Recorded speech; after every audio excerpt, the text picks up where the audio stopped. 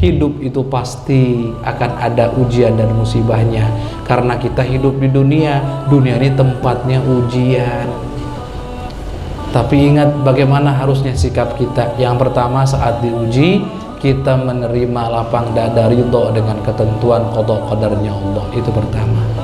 Yang kedua, evaluasi diri. Jangan-jangan ujian datang karena dosa yang kita lakukan. Tapi jangan nuduh orang lain yang kena musibah sebagai pendosa, nggak boleh. Dua hal berbeda ya.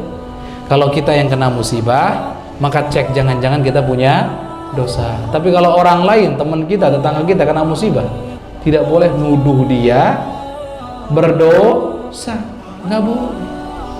Karena Nabi yang suci pun juga diuji oleh Allah.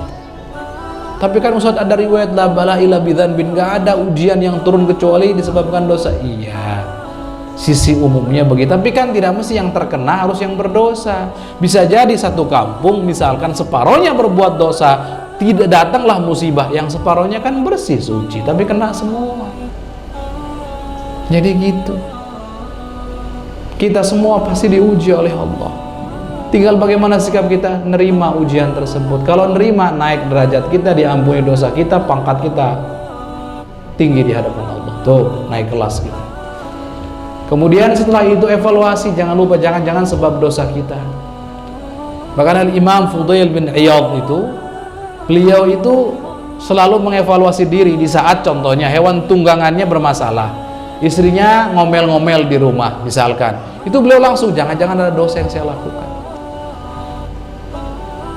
jangan-jangan ada dosa yang saya lakukan. Jadi evaluasi dosa-dosa. Tapi jangan nuduh orang lain berbuat dosa. Kalau ada orang yang kena musibah nggak boleh. Contoh saudara kita yang ada di Aceh sana, wah mereka kena musibah gara-gara banyak dosa. Haram, nggak boleh ngomong begitu. Mereka harus evaluasi diri, iya. Tapi ingat, tidak boleh kita menuduh mereka berdosa. Bisa jadi yang berdosanya tangan-tangan jahil yang tidak bertanggung jawab, hanya segelintir orang saja, tapi yang menanggung akibatnya semuanya. Itu bisa jadi seperti itu. Jadi jangan nuduh orang lain yang kena musibah karena mereka itu ahli maksiat, pendosa, itu nggak boleh, haram, nggak boleh kayak begitu. Kemudian berikutnya, kalau kita kena musibah bagaimana? Senantiasa kita meminta agar dibebaskan dari musibah tersebut, diselesaikan dari musibah tersebut, yang disebut dengan al-afiyah.